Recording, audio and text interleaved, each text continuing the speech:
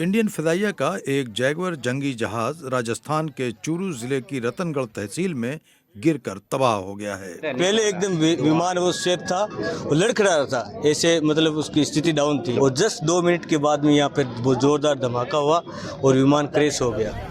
500 metre. Indian फिजाइया ने तस्दीक की है कि इस फाइटर जेट के दोनों पायलट इस हादसे में हलाक हो गए हैं। तो सारे जल गए, चित्रे उड़ गए, उसके जो पायलट थे बॉडी नहीं मिली है।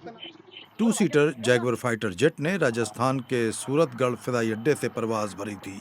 फिजाइया के मुताबिक ये मामूल की तरबियती परवाज पर था। यह हादसा दोपहर में रोनमा हुआ। इस बरस जैगवर फाइटर जेट का ये तीसरा हादसा है।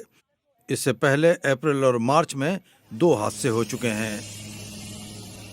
जैगवार जंगी जहाज बहुत पुराना है। ये पहली बार 1979 में फिजाइया में शामिल किया गया था।